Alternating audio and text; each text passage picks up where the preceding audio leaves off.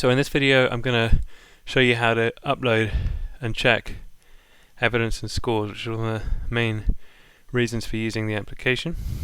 So first of all, just to remind you, if you haven't watched the other videos recently, for each benefit that you've created in the application, you've created at least a start date and a final delivery date, as well as potentially one or more interim delivery dates.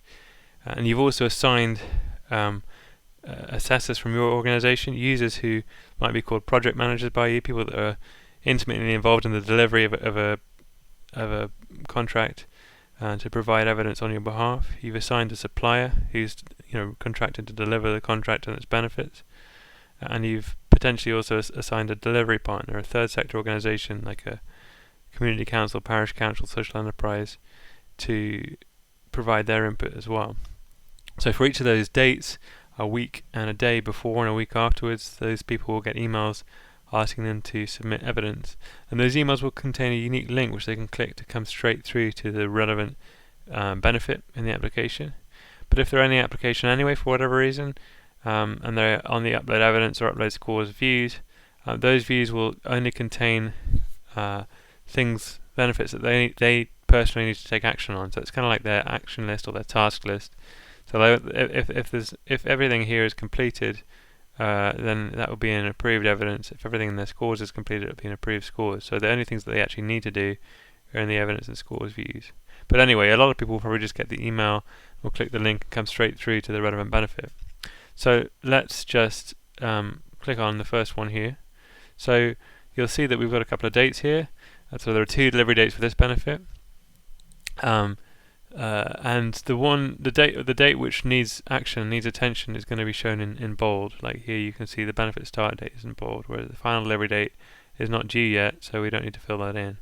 So if I click on the benefit start date, I can fill in some evidence for it.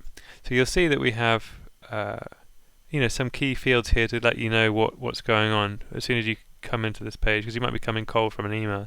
So you have the contract title here, you have the benefit outcome, you have the benefit reference number, a 4-character number that we've randomly generated to make it unique so that you can talk about it in common and find it in your downloads and things. You got a description telling you what's supposed to be done, quantity, the date, and the current benefit status. So you can type in some evidence, probably from a sentence or 2 to a paragraph or so, depending on the guidance that you have decided on. If you include personally identifiable information here, perhaps you're talking about a workplace or something and you want to talk about the person, I mean, it's up to you and your organization whether or not you've decided to use Cenefits to store that kind of information. But if you have, then you should ask your assessors and supplier and delivery partner to tick this box, which basically just confirms that they've got the data subjects really given specific, informed and unambiguous consent. And that's a box that we can use later on if we want to scrub personal data from the application after a certain amount of time, after it's been deemed that it's no longer appropriate to hold it, which is part of the GDPR regulations. By the way, whilst we're talking about GDPR and data protection, we have terms and conditions which everyone signs when they use the application. We explain what we store information for and that we're a data processor and that your organization is a data controller. So we cover that off in there, and obviously we have very good security practices and store the data appropriately in the UK and in Belgium. But yeah, I guess ultimately your organization is going to decide whether you want to store personal information or not, and there's this checkbox to help you with that. So once you've typed some information in, you've created the evidence, you can upload files, documents, photographs, other things to provide some colour to what you've been saying here. The only thing you actually need to do is type something in, but you can provide these documents and photos and things as well at this point. If you're on mobile, you can, for example, take a photograph and then upload it straight here from your gallery, which can be useful if you're on site. Once you're happy that you've provided everything, you can click the submit for approval, and that's going to send an email to the contract manager for this contract that the benefit is within, and it's going to give them a link to click, so they can go and check what's just been uploaded. And that's so in this view, in this upload view, effectively we're playing the part of an assessor, or a supplier or delivery partner if it was their interface that they're using. If I click on the check view, I'm playing the role of a contract manager, if you will, in our language, someone who approves or rejects evidence and scores. So as the assessor, I uploaded some evidence and submitted it to the contract manager, and now as the contract manager, I'm going to click on it. Maybe I've got an email with the link I'm clicking to, or maybe again I'm just in the interface anyway because I'm busy doing other things, and I come here and I see there's a task that I need to do, so I click on it. I've got a similar kind of information, just giving me an update on what this is about. So if I'm working on lots of things at the same time, I've got some context. And then down the page, there will be all of the evidence that's submitted in date order, with the most recent at the top. So I can go down and I can either approve. I can look at the text, look at any photos or documents uploaded, and I can either approve or reject it. And if I approve it, then the submitter will get an email, confirming that it's approved and thanking them for their work. If I reject it, they'll say, they'll get an email saying, I'm sorry, can you please change it and re-upload it?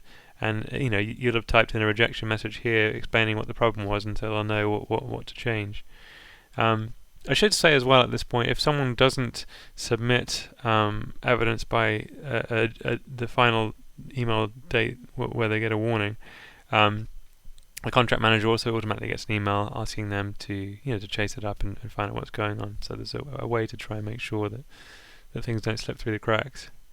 I'm going to approve this evidence, and then the other thing that you can do on this page, and it's at the top of the page, is the benefit status. The contract manager can change that whenever they come to this page to check evidence. They've got the option to come here and change the status to something else. So these statuses I've mentioned in an earlier video: not started, in progress, delayed, completed, incomplete, and substituted. And if I select delayed, incomplete, or substituted, I can also optionally type in a status explanation to explain why that benefit has that status. But if I select completed, as I'm going to do now, the benefit will be marked as completed, and the assessor and supplier will get an email asking them to submit feedback, submit a score for the benefit. So let's take ourselves back to this page and go to the scores section. So imagine I'm an assessor. I've got an email and I've just clicked on it. I'm going to come through straight to the benefit here, so I can provide a score. And scores are really just a way to provide informal feedback about what's been going on with the benefit. It's not sort of really KPI driven, quite hardcore scoring here. It's really just a simple drop down: exceeded, met, not met. There's a sort of scores that you can enter. You can type in a textual explanation, so what for that score, what's been going on, and just like you can do. Let me just type this. So just like you can do for the evidence, you can check a box here if there's any personally identifiable information in here. You can create the score. Oh, we just select the score actually. In this case, it's met. So we can create a score, and we can upload documents, photos, files to provide some some color to what we're saying, and we can submit it for approval by the contract manager. And the reason for really having this kind of feedback is just to provide an informal way to get a sense of how well a benefit has gone. And if there are any things that went really well, maybe we can replicate them in the future. If something went badly, then maybe we can try and avoid it. The supplier can also score the benefit, from their perspective, how well it went, how well you work with them. They've got a different scale. They've got good, satisfactory, and improvements possible. So again, we've submitted that to the contract manager. So putting our contract manager hat back on, we can come here to check scores. If we were on this page anyway, we would have seen it pop up. But if we were, in our email, we'd have got an email with a link and come through, and we'd click it and we'd come here. So a very similar page. You've got the benefit status at the top. You're probably unlikely to change that once you're on the scores bit, but you can if you need to. Perhaps if you made a mistake.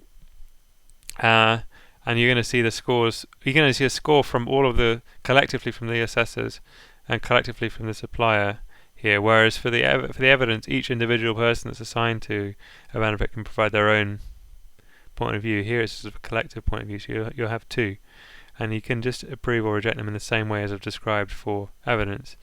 There's the same, if you reject something, there's the same sort of feedback loop to make sure you get the information that you want here, according to your guidance, according to your GDPR requirements. And that's just a quick rundown on how to upload evidence and scores and check it, and hopefully that makes some sense. So thank you.